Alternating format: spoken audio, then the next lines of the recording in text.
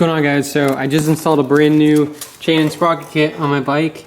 I did not do a how-to video because I'm not as confident with doing this yet. I've only done it a couple times. So I quickly wanted to say this is a 230. It's a 230 chain and sprocket kit. It is from a manufacturer that makes parts to stock specifications. So they don't cut any corners, they don't try to make it lighter, like it's just stock. I think it was DT. So I wanted to show you my old sprocket and what that looked like and why it's really important to get good parts. Most people don't know, but like a 230 chain and sprocket kit is actually what's recommended from the factory. And there's a reason why it's really important to maintain that, which I'll go into in a sec. Right here, I have on the right my original stock rear sprocket. It has over 20,000 miles on it. On the left, this is a Vortex sprocket that came with the 220 chain and sprocket kit that I put on my bike at 20,000 miles. And it started making noise like badly 3,500 miles into it. I probably went too far and used it way more than I should have before I replaced it. You can see how badly it's just ground down.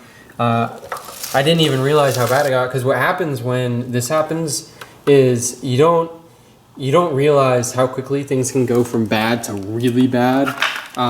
So like 1 week, I mean, it looked kind of similar to this sprocket, and then the next, I hadn't even looked at it. I went to go pop a wheelie, and then it was like, it just skipped like crazy. So I looked at my sprocket, and sure enough, it was toast. Barely made it home.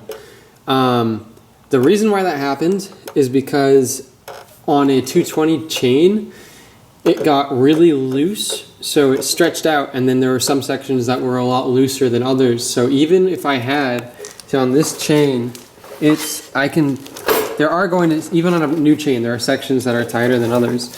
But on this chain, it's got a little bit of slack. I actually just tightened it to stock, what it's rated in the manual, which is about 1 inch of play. And then it's about the same all the way around. It's pretty uniform, but over time it will get worn down. My old chain, which is right over here, it was so bad that I would try to tighten it, and it would be totally tight, like couldn't go anymore in some sections, and then other sections you could wiggle it as if like it was barely on the bike. It was bad. So that was a 220 chain. I had it for 7,000 miles. So this is why it's really important to get stock parts. If you're like me, and when I got this bike, I planned on putting a ton of miles on it. I just hit 27,000 today after I put on this new chain sprocket. I want to go to like 100. I want to try to hit 100,000 miles with this bike. I don't know if it's going to happen, but we'll see. I'm one of those people who I like to know maintenance intervals. Since I hit 27,000 miles, you're supposed to do valves every 26,000 on this model bike. So I have to do that this winter. But chain and sprockets are about every 16,000 miles in the user manual on almost every 600 sport bike. That only qualifies if you're using stock parts. So in my head, when I got this sprocket, I thought, okay, like I get 16,000 miles out of this. I don't have to replace the chain and sprocket for another 16. That was not the case. Because it was a 220 chain and sprocket kit, it held up significantly worse than the stock one, which is why I was so confused, and probably why I went so long without changing it, because I was like, no, surely I have more miles out of this. But yeah, so guys, if you're like me, if you like good parts, if you like quality, and you don't want to have to keep changing things frequently, I'd stick with stock parts. I had to buy this. I'll put the link from the place that I got it from in the description. I actually had to do some searching. I got it from a chain and sprocket specific website. Don't get a Vortex chain. Don't get something, don't get 220. Like I know online, it's also hard to find this information because I think most people never have to change their chain and sprockets more than once on these bikes because they just get totaled so often. But anyway, long spiel for a short bit of information. I hope this helped you guys.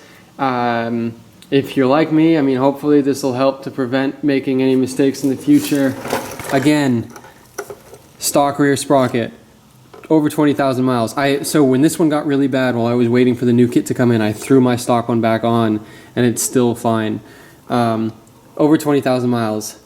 Vortex aftermarket, 220. Not even 7,000 miles.